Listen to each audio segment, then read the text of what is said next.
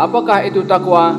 Kata Sayyidina Ali, memberikan sifat takwa dalam beberapa, ada 4 sifat kepada orang yang mendapat gelaran takwa. Yang pertama, al-khawfu minal jalil, takut kepada Allah Subhanahu wa taala. Yang takut kepada Allah pada dirinya, keluarganya, hartanya, maka dia termasuk orang yang bertakwa.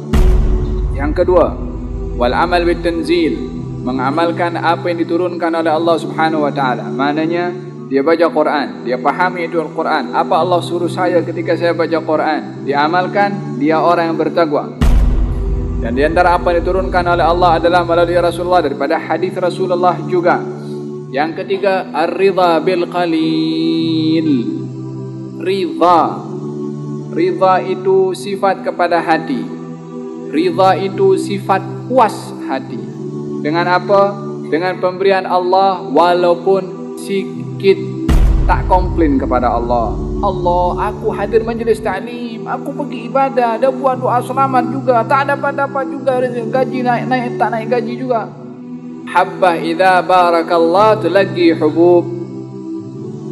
Itu satu biji kalau dikasih berkat oleh Allah akan membuahkan banyak biji. Yang penting kepada rezeki itu adalah barakah, bukan kuantiti banyaknya berapa. Habbah sikit, satu, tapi kalau diberkati boleh cukup. Banyak kalau tak ada berkat tak cukup juga. Idzan ar-ridha bil qalil, ridha walaupun sikit. Qaliluka la yuqalu qalilu. Bagi orang yang beriman akan melihat pemberian yang datang daripada Allah Subhanahu wa taala, walaupun sikit tidak dipandang sikit selagi datangnya daripada Allah Subhanahu wa taala. Faham dong? Kemudian al-isti'dad liyaumir rahil. Yang keempat, bersiap sedia untuk hari kita pergi, yakni hari kematian. Maka 4 perkara itu sifat kepada orang bertakwa. Takut kepada Allah, mengamalkan Quran dan juga sunnah Rasulullah, ridha dengan sedikit pemberian Allah, dan bersiap sedia untuk menghadapi kematian.